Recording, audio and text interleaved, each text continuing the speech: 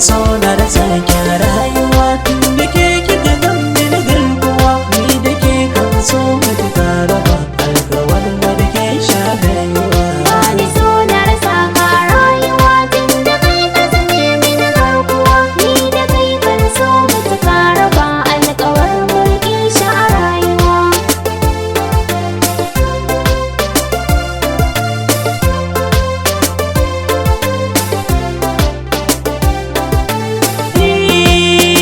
Shi so kauna an ce duka jari ne, rike sirrin juna shi ma